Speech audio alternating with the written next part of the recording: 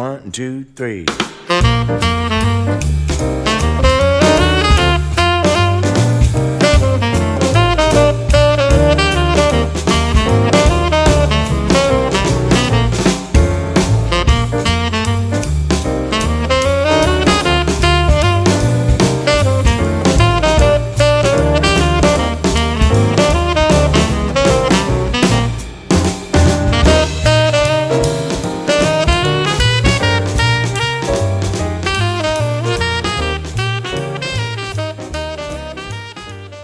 Welcome to Ask Earl Anything, number 16. And this week, we shot the show a little early. So if any of you guys had actually asked questions after the Sunday afternoon around noontime, your question might not be here. Don't worry about it. We'll get it on the next show on Ask Earl Anything, number 17. So let's jump right on into the questions we have. And we do have some good questions today. The first question comes from 2112 Drums. Let me say this before we get into the first question, actually. Thank you. I reached 900 subscribers today. That's 100 subscribers left to get to the 1,000 subscriber mark, where I'll be giving away a symbol, which you'll see at the end of the video. I think so. I should put that on at the end of the video, hopefully. Let me say this. Thank you, every one of you that have subscribed to my channel and liked my content, and please continue to like my content. Please continue to watch my videos. I appreciate that. But more importantly, I want to thank the community that I'm part of. This is a great community, and there's some really great YouTube content creators in this community. Everyone from Drum Covers by Bill and Drumman 190, Beats by Jay, Jeff Holden, Johnson drummer Michael Johnson. And now as I start listing, I have to keep listing, you know, and there's so many guys. Rob, Rich Raw Dog, the list just goes on and on and on. Uzi Boo Boo, I mean, Michael Perry. There's so many guys in the drum community. Tony from All Classic Drum Covers. And all these guys are great channels. I hope you subscribe to all those channels. So that's my little shout out at the beginning of Ask Earl Anything, number 16. I just want to say, great community, great to be a part of it, and I thank you for everybody that subscribes to this channel and watches and asks questions. So let's jump into Ask Earl Anything number 16. Alright, first question is from 2112 Drums. He asks, can you read music? If so, is it necessary? And the answer to the question is, yes, I can read music. Now, I will tell you that for years I did not use my musical reading gift for a long time. There were a lot of gigs I played early on in my career that I did not use that skill set. But I will tell you, in the last 10 years of playing a lot of church gigs, a lot of different church gigs, not with one band, but playing in different churches, being able to write out my own charts has been helpful. I don't write very detailed charts, but note charts. And all the big band charts I've been doing lately, and I've done on my channel, where I'm actually reading charts. Like all the Duke Ellington stuff I've done, I'm reading charts. And the last year I've worked really hard on getting my chops back, my chart reading chops back. Because when I was in college, of course, my reading skills were much higher level. But like they say, you use it or you lose it. So I think reading is really important. It's not mandatory by any stretch of the imagination, but if you can read, it lets you get into other gigs. It's allowed me to play shows, big band gigs, rehearsal band gigs, a lot of church gigs. For a while there, everybody was reading for a while. There was charts at church gigs, so all those things are helpful, you know, and I think reading is really important. Is it mandatory? No, but it's important. So I would learn. Start with simple books like the Syncopation book, which really isn't a simple book, but is a great rhythm reading book, and then work your way up to other harder books. And what I found is these big band charts, like you want to learn chart reading and stuff, it's really kind of fun to see big band charts written out, and then you start to get a feel for the kicks and the fills and how to set up the figure, because a lot of times in big band charts, it's setting up the figure. Matter of fact, I may put this in my description this time. I actually did a video on one of these chart reading drum covers I did last I guess, October. And I actually put the chart, and you can follow along on the chart while I'm playing the tune. I did 2 versions of it to show you how you can interpret a chart. Because the charts a lot of times are just road maps. So, anyhow, hope that's cool, 2112 drums. Second question from 2112 drums is, what pedal do you use and what spring tension setting do you use on it? I have a bunch of pedals. Okay, my main pedal is an Iron Cobra Flexi Flyer, or Flexi Glide. I guess they call it Flexi Glide. Oh, another sub. No, I'm only kidding. Unfortunately, I turned my head to that. I think it's called a Flexi Flyer, they used to call it, or now they call them Flexi Glide. And I've got one in double pedal format and single pedal format. And the difference between the Flexi Glide or the regular Iron Cobra is the chain versus a nylon strap. And the nylon strap's just a little smoother. It's very much like the reminiscent of the Gretsch floating action and the Camco strap pedal, which I've had a Gretsch floating action pedal. I still own a Camco pedal with the strap. And I also own a Camco pedal, which is the Tama Camco pedal with a chain drive. Most of my pedals are very medium tension. They're not superly high tensioned, and they're not superly loose tensioned. Too loose doesn't do it for me, and too high doesn't do it for me. So I've got a very medium tension, which allows me pretty much to play on anybody's pedal, and I get away with it. I rarely bring a pedal with me to the gig. If I'm playing at a church, I won't bring a pedal. I'll use the church pedal, and normally I can get away with it and make it work. So pedal tension being medium is kind of my starting point, and right out of the box I don't really mess with the springs too much. So that's been my experience with pedals. But Iron Cobra's great pedals. I really like the strap drive. It's a little less noisy, you know, but that's just me.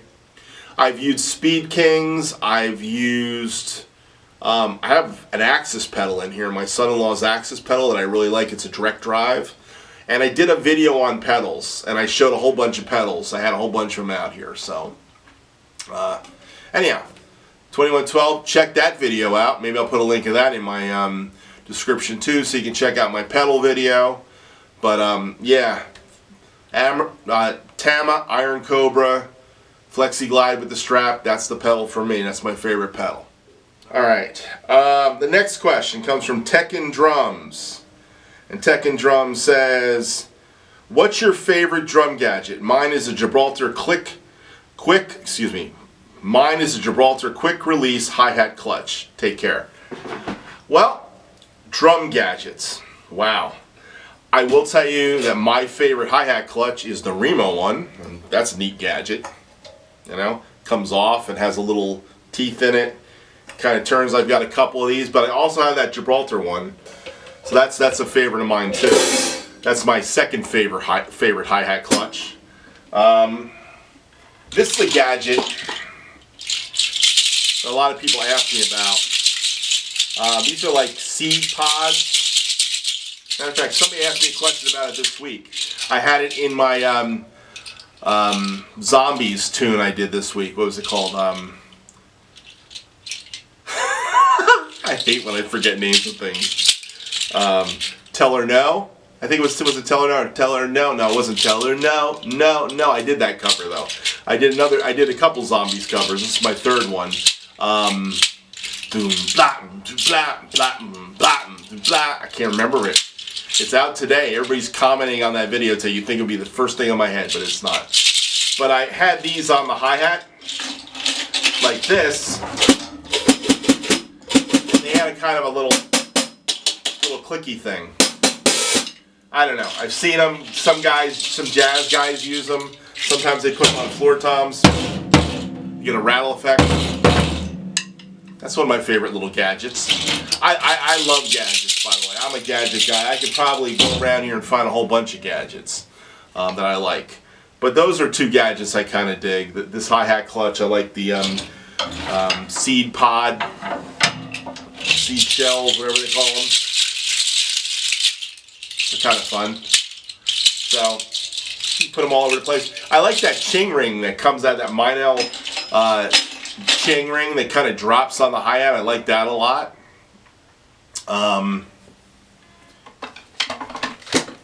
This is a fun gadget. These are just things that are right around me right now. I have lots of stuff. Fusion, Sizzle Fusion drumsticks, Vader. You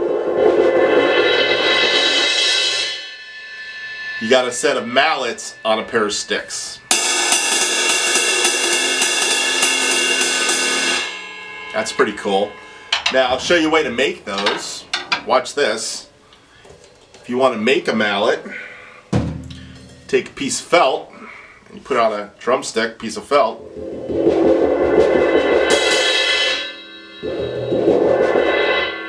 And you made a mallet. Get the thicker ones, they work better.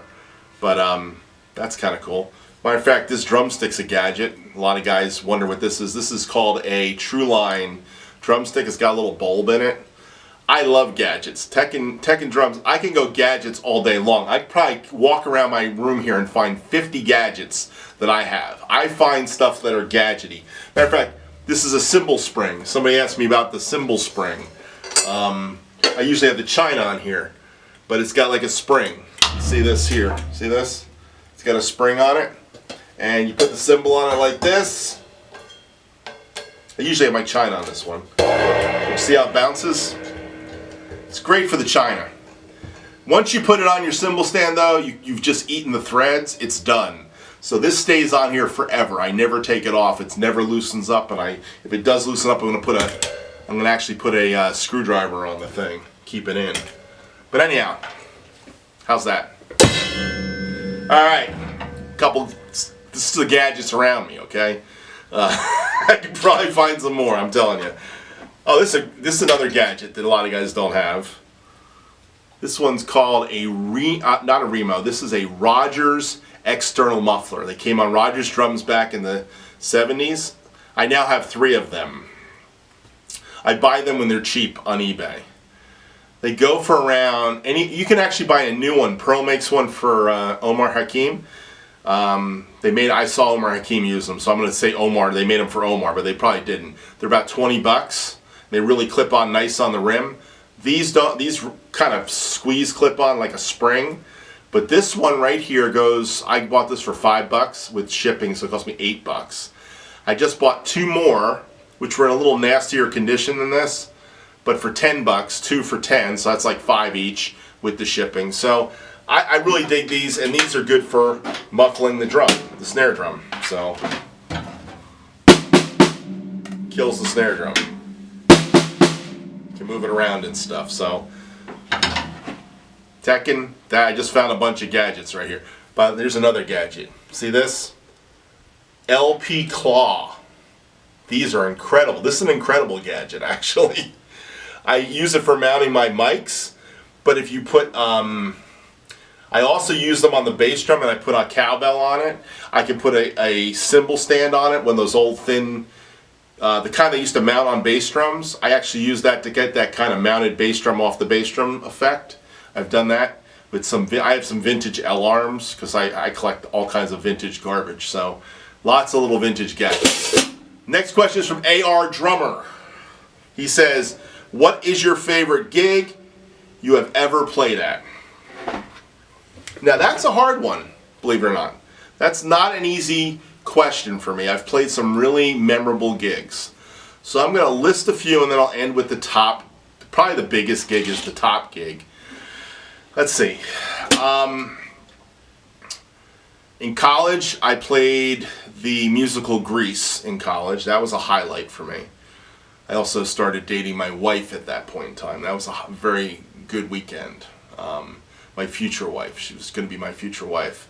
But playing that musical was a lot of fun. That was one of my highlight gigs from college. Was getting the drum seat, sharing the drum seat with another drummer, but playing on that was really cool. Let's see. I loved all the years I played club dates with my wife and having a band with my wife. There were probably a few memorable gigs that were kind of the funny gigs were the memorable gigs, believe it or not. We did a gig once in a firehouse, and the bass player's amp caught on fire. And to watch the bartender fireman not know where the fire extinguisher was kind of funny. We're right in the middle of the tune, I've had the time of my life. I've had the time of my life. And I'll show it on to you. And you can tell I don't sing. And then he goes boom, tack, doom, doom, doom, back, chicka, boom. It's the bass part, right? And it started playing that bass riff, and the thing starts smoking, and fire starts coming out of the amp. That was a funny gig. That was a memorable gig, for sure. Let's think. I would say the live recording I did on Daniel McManus's album in 2014 was a memorable gig for me because I got to be on a live recording, and I didn't get cut off of it, and I'm on the whole album. And it was, you had to be on the, you're in the pocket, you had to play it, you know, clicks going through your ears, and you got the track there, and you're playing along to the track in the band, and you just I couldn't make any mistakes. I had to be on it. And the first 2 tunes on the album are first take. The second tune on the album is a mixture of take 1 and 2. So is the 4th take on the album, and I forget, the others all ended up being mixes, but the first 2 were right off out of the gate. The first 2 tunes, boom, boom. So I'm pretty proud of that gig. That was a cool gig. Another gig, which is probably my most memorable gig, was I played Creation Festival in Pennsylvania in 1990. And the band I was in became nothing. We never got any name recognition or anything. It's not even really important to tell you the name of the band I was in, because that's how unimportant we were.